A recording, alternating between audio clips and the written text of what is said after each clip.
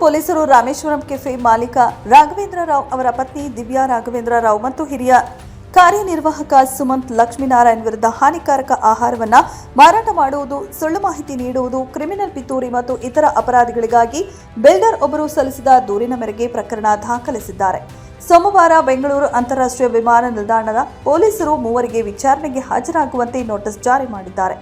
July 24ರಂದು ಕೆಫೆಯ ವಿಮಾನ ನಿಲ್ದಾಣದ ಔಟ್ಲೆಟ್ನಲ್ಲಿ ಹುಳವಿದ್ದ ಪೊಂಗಲನ್ನು ತನಿಖೆ ನೀಡಲಾಗಿತ್ತು ಎಂದು ಮಾರತಹಳ್ಳಿ ನಿವಾಸಿ ನಿಖಿಲ್ ಎನ್ ತಮ್ಮ ದೂರಿನಲ್ಲಿ ಆರೋಪಿಸಿದ್ದಾರೆ. ಅವರ ದೂರಿನ ಮೇರೆಗೆ ಸಿಬ್ಬಂದಿ ಆಹಾರವನ್ನು ಬದಲಾಯಿಸಲು ಒಪ್ಪಿಕೊಂಡರು. ಆದರೆ ಅವರು ಗೌಹಾಟಿಗೆ ವಿಮಾನ ಹತ್ತುವ ಆತುರದಲ್ಲಿದ್ದ ಕಾರಣ ಅದನ್ನು ನಿರಾಕರಿಸಿದರು.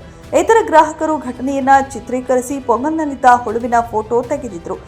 ಆದರೆ ಮರುದಿನ ಕೆಫೆಯ ಕಾರ್ಯಾಚರಣೆ ಮುಖ್ಯಸ್ಥ ಸುಮಂತ್ ವೈಯಾಲಿಕಾವಲ್ ಪೊಲೀಸ್ ಠಾಣೆಯಲ್ಲಿ ಗ್ರಾಹಕರ ಗುಂಪೊಂದು 25 ಲಕ್ಷ ರೂಪಾಯಿಗೆ ಬೇಡಿಕೆ ಇಟ್ಟಿದೆ ಎಂದು ಆರೋಪಿಸಿ ಬ್ಲಾಕ್ ಮೇಲ್ ಮತ್ತು ಸುಲಿಗೆ ಪ್ರಕರಣ ದಾಖಲಿಸಿದರು. ತನಿಖೆ ಭಾಗವಾಗಿ ಪೊಲೀಸರು ಒಬ್ಬ ವ್ಯಕ್ತಿಯನ್ನ ಬಂಧಿಸಿ ನಿಖಿಲ್ ಮತ್ತು ಅವನ ಸ್ನೇಹಿತರನ್ನ ವಿಚಾರಣೆಗೆ ಕರೆಸಿದರು. ನಿಖಿಲ್ ಬ್ಲಾಕ್ ಮೇಲ್ ಆರೋಪವನ್ನ ನಿರಾಕರಿಸಿದರು ಮತ್ತು ಕರೆ ದಾಖಲೆಗಳು ಮತ್ತು ಇತರ ಪುರಾವೆಗಳನ್ನು ಸಲ್ಲಿಸಿದರು.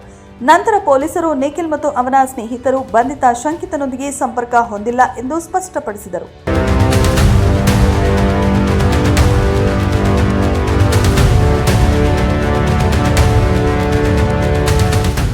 ನಿಖಿಲ್ ವಿರುದ್ಧ ರೆಸ್ಟೋರೆಂಟ್ ನೀಡಿದ ದೂರಿನ ತನಿಖೆ ನಡೆಸಿದ ವೈಯಾಲಿಕಾವಲ್ ಪೊಲೀಸ್ ಅಧಿಕಾರಿಯೊಬ್ಬರು ಶಂಕಿತರು ವಾಟ್ಸ್ಆಪ್ ಕರೆ ಮಾಡಿ ವಿಚಾರಣೆಗಾಗಿ ಪೊಲೀಸ್ ಠಾಣೆಗೆ ಕರೆಸಿದ್ದರು. ನಿಖಿಲ್ ಮತ್ತು ಅವನ ಸ್ನೇಹಿತರು ಬ್ಲಾಕ್ ಮೇಲ್ ಮತ್ತು ಸುಲಿಗೆಯಲ್ಲಿ ಭಾಗಿಯಾಗಿದ್ದಾರೆ ಎಂಬುದಕ್ಕೆ ಯಾವುದೇ ಪುರಾವೆಗಳಿಲ್ಲ ಎಂದು ಹೇಳಿದರು.